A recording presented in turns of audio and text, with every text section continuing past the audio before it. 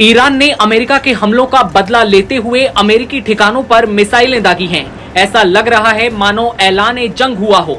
दावा है कि ईरान ने कतर में अमेरिकी ठिकानों की ओर 6 मिसाइलें दागी हैं।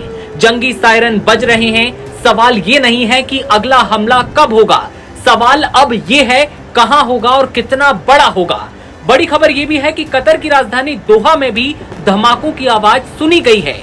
बताया जा रहा है कि कतर में अमेरिकी बेस पर हमला हुआ है। हमले को देखते हुए निगरानी बढ़ा दी गई है।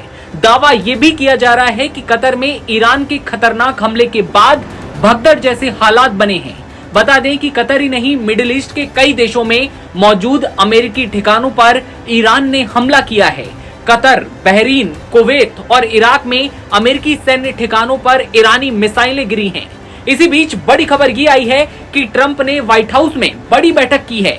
ईरान की तस्नीम समाचार एजेंसी ने रिपोर्ट दी है कि इराक और कतर में अमेरिकी ठिकानों को निशाना बनाकर विजय की घोषणा नामक मिसाइल अभियान शुरू किया गया है।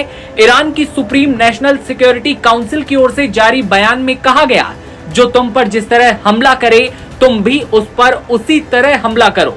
बयान में कहा गया कि इस सफल अभियान में जितनी मिसाइलें इस्तेमाल की गईं, उनकी संख्या अमेरिका की ओर से ईरान के परमाणु ठिकानों पर गिराए गए बमों के बराबर थी। ये धमाके तब हुए हैं जब कतर में अमेरिकी सैन्य ठिकानों पर ईरान के जवाबी हमले की अटकलें लगाई जा रही थी। इसी बीच कतर ने पहले ही अपने एयरबेस को बंद कर दिया है।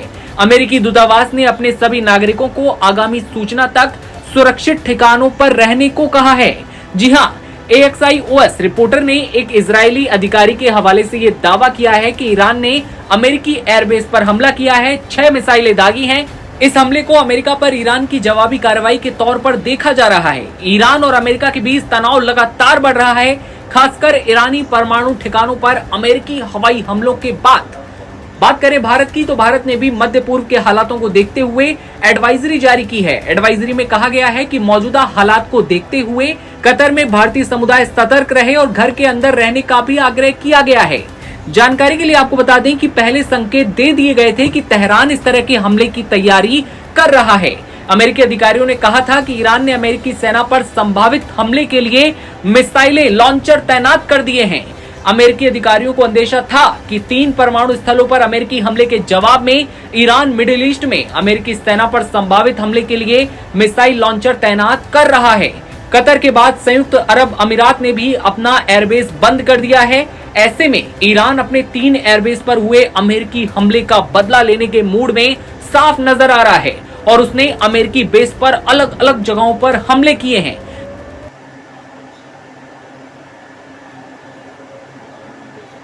तो जिसने तुम पर हमला किया तुम भी उस पर उसी तरह हमला करो जैसा उसने तुम पर किया था। कुरान की इस आयत को मेंशन करते हुए ईरान ने एक स्टेटमेंट जारी किया है और इस बयान में बताया गया है ईरान के उस हमले के बारे में जो उसने कतर में अमेरिकी बेसिस पर किया है। क्या है उसमें, सारी बात आपको तफसील से बताते हैं। कतर में अमेरिकी बेस पर हमला करने के बाद इस्लामिक रिवॉल्यूशनरी गार्ड्स कॉर्प्स, जिसे IRGC कहा जाता है, उसका एक बयान आया। एक काफ़ी विस्तृत बयान था। उसके जो अलग अलग पैराग्राफ्स हैं वो हम आपको हिंदी में बताते हैं। इंग्लिश में बयान जारी किया गया था। उसमें लिखा है कि इस्लामिक रिपब्लिक ऑफ ईरान की शांतिपूर्ण न्यूक्लियर फैसिलिटीज़ पर अमेरिका की क्रिमिनल हुकूमत, वहाँ पर आपराधिक उसे कहा गया है, उसकी खुली सैन्य ज़्यादती और अंतर्राष्ट्रीय कानून के साफ उल्लंघन के बाद सुप्रीम नेशनल सिक्योरिटी काउंसिल की हिदायत, यानी उसके गाइडेंस और उसकी एडवाइस, और आखिरी पैगंबर सल्लल्लाहु अलैहि वसल्लम के सेंट्रल हेडक्वार्टर के गाइडेंस में इस्लामिक रिवॉल्यूशनरी गार्ड कॉर्प्स ने Abu Abdullah al Hussain peace be upon him के पाक कोड नेम से कतर के अल उदैद बेस पर ऑपरेशन बशारत फतेह, जिसे अंग्रेजी में नाम दिया गया है operation glad tidings of victory, के तहत ज़बरदस्त और ताकतवर मिसाइल हमला किया है। ये उनकी ऑफिशियल पुष्टि थी।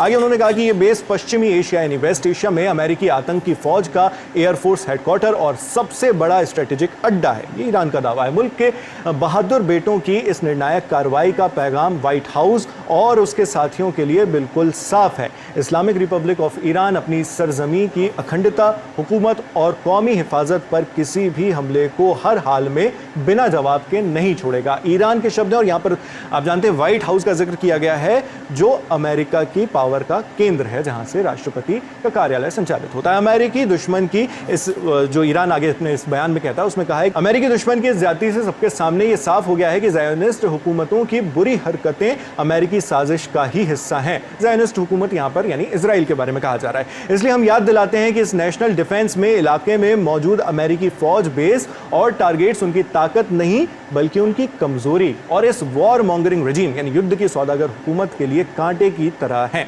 ये ईरान के शब्द हैं। उसमें आगे कहा उन्होंने कि इस्लाम में पाक माना जाने वाला महीना, आप जानते हैं कि मुहर्रम एक पाक महीना माना जाता है इस्लाम में, जिसमें 26 से 27 जून को इसकी शुरुआत होने का अनुमान है।